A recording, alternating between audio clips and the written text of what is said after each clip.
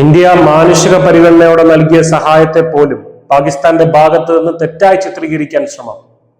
അപേക്ഷ ലഭിച്ച ഉടൻ തന്നെ പാകിസ്ഥാനായി ഇന്ത്യ ഒട്ടും വൈകാതെ നൽകിയ വ്യോമപാത അനുമതിയെ പോലും പാകിസ്ഥാൻ മാധ്യമങ്ങൾ ഇന്ത്യക്കെതിരായുള്ള ആയുധമാക്കി മാറ്റി. ശ്രീലങ്കയിലേക്ക് സഹായം എത്തിക്കാൻ പാക് വിമാനത്തിന് ഇന്ത്യ വ്യോമപാത അനുവദിച്ചെങ്കിലും അനുമതി നിഷേധിച്ചുവെന്ന തരത്തിലുള്ള വ്യാജ വാർത്തകളാണ് പാകിസ്ഥാൻ മാധ്യമങ്ങൾ പ്രചരിപ്പിക്കുന്നത്. ഇന്ത്യയുടെ പ്രതിച്ഛായ തകർക്കാൻ ലക്ഷ്യമിട്ടിട്ടുള്ള നുണപ്രചാരണമാണിതെന്ന് വ്യക്തമായിരിക്കുകയാണ്.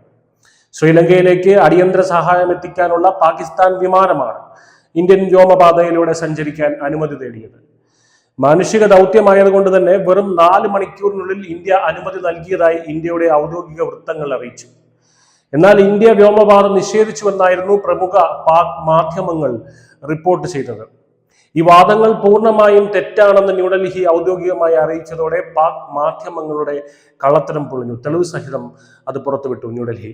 കൂടാതെ ഇത് ആദ്യമായിട്ടല്ല പാക് മാധ്യമങ്ങൾ ഇന്ത്യക്കെതിരെ ഇത്തരം കുപ്രചരണങ്ങൾ അടിച്ചു വിടുന്നതെന്നും മുൻപ് ഓക്സ്ഫോർഡ് യൂണിയൻ ചർച്ചകളിൽ ഇന്ത്യയുടെ പങ്കാളിത്തം സംബന്ധിച്ച തെറ്റായ റിപ്പോർട്ടുകൾ ഉൾപ്പെടെ ധാരാളം തെറ്റായ വാർത്തകൾ പാക് മാധ്യമങ്ങൾ മുൻപും പടച്ചുവിടുന്നുണ്ട് എന്ന് ഇന്ത്യ തിരിച്ചടിച്ചു. 2025 ഇന്ത്യ പാക് സംഘർഷങ്ങളുടെ പശ്ചാത്തലത്തിൽ നയതന്ത്ര സൈനിക നീക്കങ്ങളെക്കുറിച്ച് തെറ്റായ വിവരങ്ങൾ പ്രചരിപ്പിക്കുന്ന പാക് മാധ്യമങ്ങളുടെ പ്രവണതയുടെ ഭാഗമാണിതെന്നും നിരീക്ഷകർ വിലയിരുത്തുന്നു.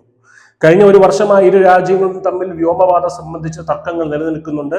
2025 തുടക്കത്തിൽ ഇന്ത്യൻ വിമാനങ്ങൾക്ക് പാകിസ്ഥാൻ വിലക്ക് ഏർപ്പെടുത്തിയിരുന്നു. ഇത് സാമ്പത്തികമായും നയതന്ത്രപരമായും വലിയ പ്രത്യാഘാതങ്ങൾ സൃഷ്ടിച്ചിരുന്നു. നിലവിലെ സംഘർഷഭരിതമായ സാഹചര്യത്തിൽ സഹായ വിതരണത്തെക്കുറിച്ചുള്ള ഇത്തരം വ്യാജ വാർത്തകൾ ജനവികാരം ഇളക്കിവിടാനും നയതന്ത്ര ബന്ധങ്ങൾ കൂടുതൽ വഷളാക്കാനും ഇടയാക്കാൻ വേണ്ടി കരുതിക്കൂട്ടി ചെയ്യുന്നതാണ്. വ്യോമപാതയ്ക്കുള്ള അപേക്ഷ ഇന്ത്യ അംഗീകരിച്ചുവെന്ന യാഥാർത്ഥ്യം നിലനിൽക്കെയാണ് പാക് മാധ്യമങ്ങൾ വ്യാജ വാർത്ത പടച്ചുവിട്ടത്.